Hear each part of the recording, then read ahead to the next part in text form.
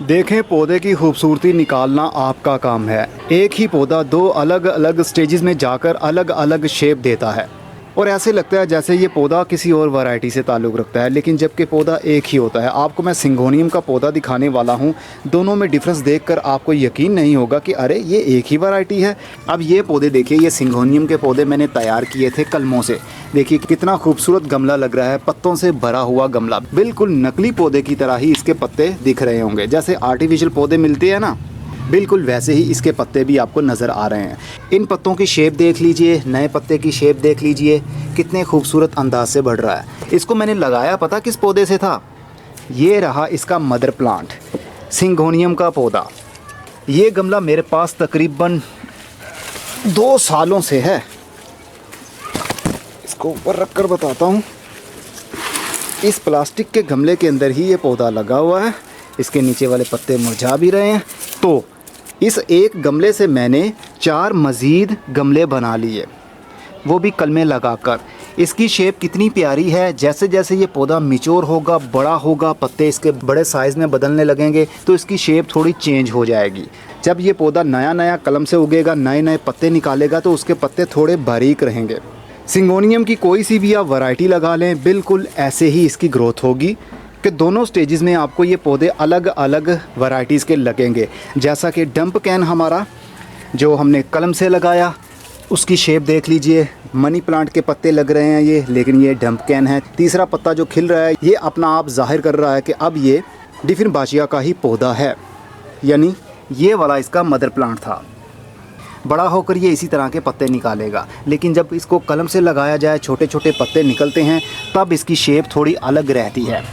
तो पौधा तो एक ही था, वैरायटी एक ही थी, लेकिन दोनों हमें अलग अलग शेप दे रहे हैं। सिंगोनियम के पौधे की शेप अगर मेंटेन रखना चाहते हैं तो आपको इसी तरह कलमें लगानी पड़ेंगी। किस तरह कलम लगाएंगे मैं अभी आपको बता देता हूँ। उस तरह कलम लगाकर 6 महीने के लिए आपने गमले को छोड़ देना है उसके हाल पर। बस कभी कभी पानी दे दिया करें तो 6 महीने के बाद इस तरह के आपके पास कितने सारे गमले तैयार हो जाएंगे। 6 इंच के गमले के अंदर ये कलम लगाई थी मैंने, और ये पूरा एक तना बन चुका है पौधे का। देखिए कितनी ज़्यादा इसकी शूट्स निकल रही हैं। अब इसकी फर्दर आगे से हम और भी बहुत सारी कलमें काट कर लगा सकते हैं। इसको हम बेल वाली सूरत नहीं देते, यानी लंबा नहीं होने देते, बस इसको छोटा छोटा ही रहने देते हैं ताकि गमले का ऊपर से पूरा एरिया कवर कर ले, हमें मिट्टी देखने पर नज़र ना आए। तो 6 महीने पहले तब सर्दी के दिन थे।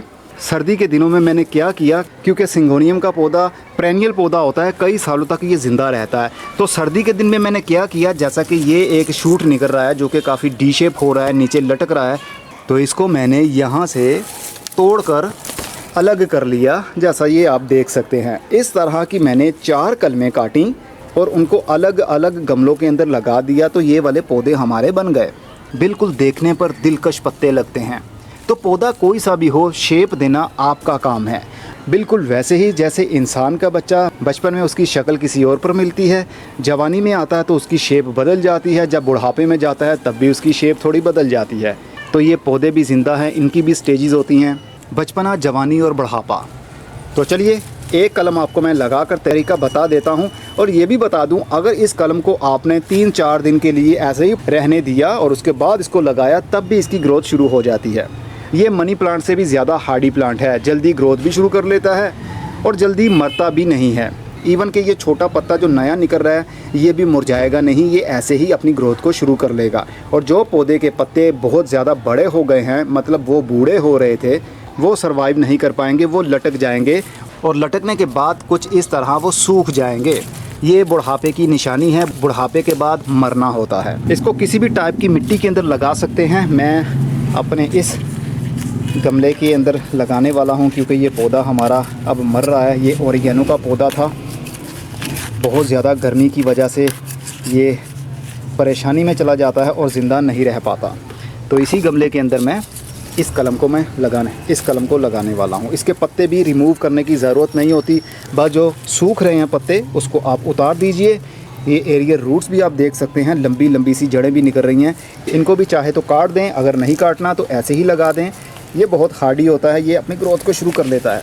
ये देखिए, बस लगाते टाइम आपने पौधे को शेप दे देनी है, जैसा कि इसको अपने पाँव पर खड़ा होना चाहिए।